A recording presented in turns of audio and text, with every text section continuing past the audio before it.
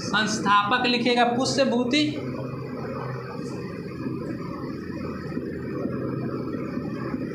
संस्थापक पुष्यभूति। नेक्स्ट लिखिएगा राजधानी थानेश्वर, राजधानी था से कहाँ था, थानेश्वर। उसके बाद नेक्स्ट लिख लीजिएगा प्रमुख शासक प्रभाकर, क्या हुआ, समस्तीपुर।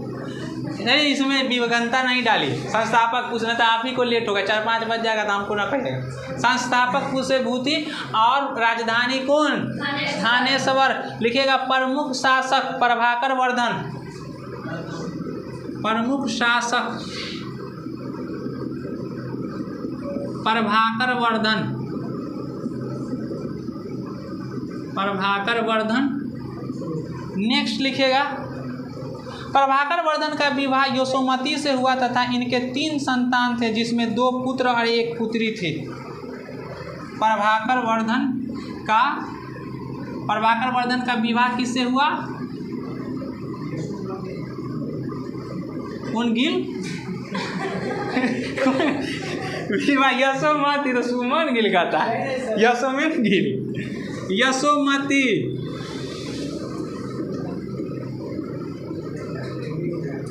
हाँ वो अभी सारा के पीछे भी यशोमती लिख लिए, लिखिएगा यशोमती से हुए जिनका क्या हुआ, इनका 2 गो पुत्र हुए, पूछे 2 पुत्र और 1 पुत्री।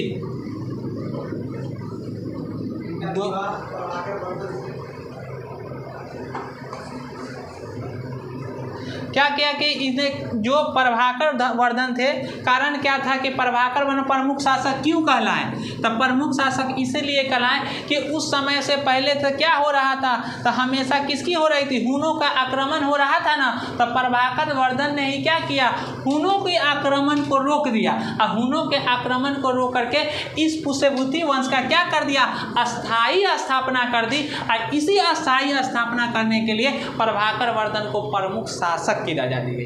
क्लियर, चलिए आगे लिखेंगे। अब 3 गो कौन थी, 2 गो पुत्री थे, 2 गो पुत्री का नाम कौन कौन, 2 पुत्र 1 पुत्री, तो एक राजवर्धन एक हर्षवर्धन, क्योंकि दोनों फेमस है इसीलिए यहाँ पे नाम कोट किया गया है, राजवर्धन और हर्षवर्धन।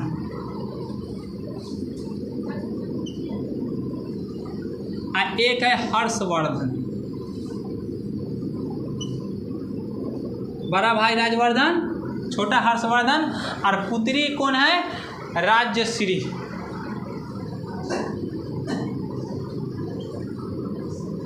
राजश्री यही हो गया, राजवर्धन, हर्षवर्धन और राजश्री, ये दोनों 1, 2 और 3, यही 3 को उनका पूरा संतान हुए।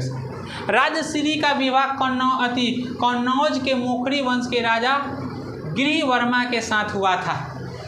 स्टोरी जुड़ेगा इसीलिए इसको कहती जोड़ा गया है। राजश्री का विवाह किसके साथ हो गया, राजश्री का विवाह कन्नौज के, लिख लीजिएगा, कन्नौज के मोखरी वंश के राजा, मोखरी वंश के राजा, मोखरी वंश के राजा कौन थे, मोखरी वंश के राजा गिरिवर्मा के साथ हुआ था,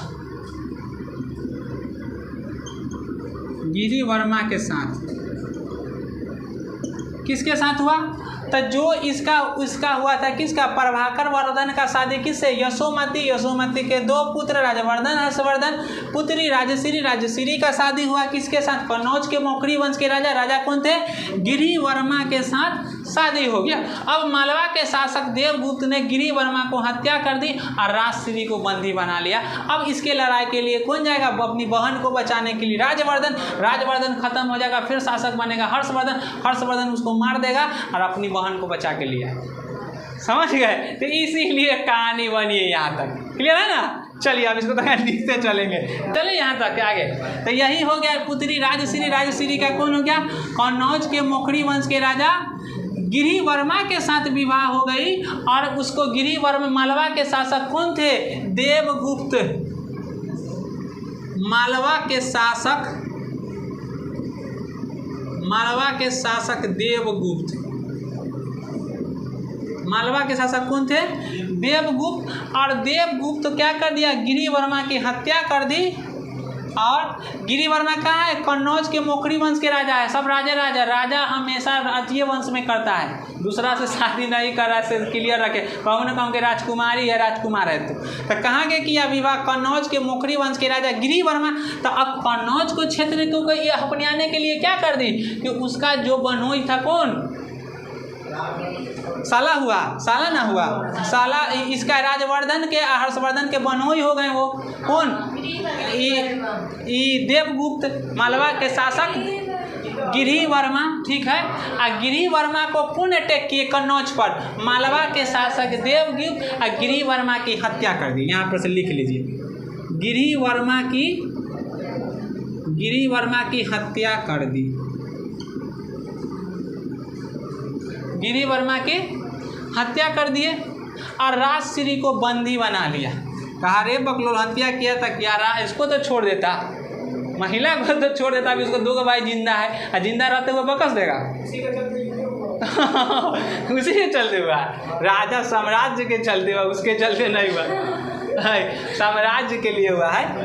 लिखिएगा, राजश्री को बंदी बना ली गई। राजश्री को बंदी बना ली गई। राजश्री को बंदी बना ली। राजश्री को बंदी बना लिया। क्लियर है ना यहाँ तक के? राजश्री को बंदी बनाया। और इसी बंदी के उपलक्ष्य में लिख लीजिएगा कि राजवर्धन देवगुप्त को हत्या कर अपनी बहन को बचाया, परंतु देवगुप्त के मित्र शशांक ने धोखे से राजवर्धन को हत्या कर दी। और शासक कौन बने? अब उसका छोटा भाई हर्षवर्धन, जो यहाँ का मुख्य शासक पुष्यमित्र वंश का। तो यही लिख लीजिएगा। अब बड़ा भाई गया यहाँ से राज्यवर्धन। तो अब कहा कि राज्यवर्धन, लिख लीजिएगा, राज्यवर्धन देवगुप्त की हत्या कर, देवगुप्त की हत्या कर, राज्यवर्धन देवगुप्त की हत्या कर अपनी बहन को बचाया, अपनी बहन को बचाया। लेकिन धोखे से कौन? लेकिन धोखे से राज्यवर्धन की हत्या कर दी।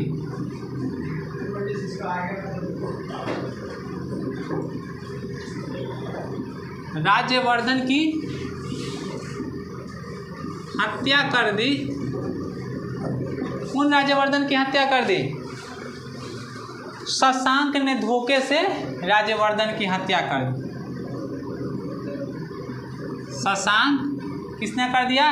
धोखे से राज्यवर्धन की हत्या कर दी। और इसीलिए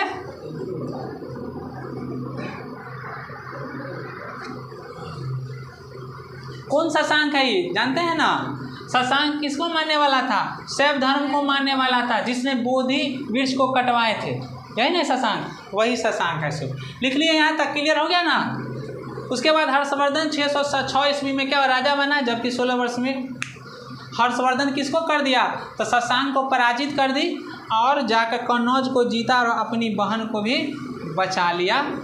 सो नेक्स्ट ये क्लियर हो गया कहाँ पे फंस रहा था पेज। तो अब यहाँ से थोड़ा आगे चलेंगे, फिर हर्षवर्धन लिखेंगे। तो पहले क्या था? सबसे शासक कौन बना यहाँ पे? पुष्यभूति वंश का सबसे महान शासक प्रमुख एक क्या था? संस्थापक पुष्यभूति, राजधानी थानेश्वर, प्रमुख शासक प्रभाकर वर्धन। क्यों प्रभाकर वर्धन को प्रमुख बना गया? तो हुनों के जो आक्रमण हो रही थी उसको रोका और अस्थायी वंश की स्थापना की। अस्थायी वंश की स्थापना करने के बाद वो विवाह किए कौन? यशोमती से। इनके 2 पुत्र हुए, एक राज्यवर्धन एक हर्षवर्धन, और एक पुत्री हुई राजश्री। राजश्री के शादी करा दिए किससे?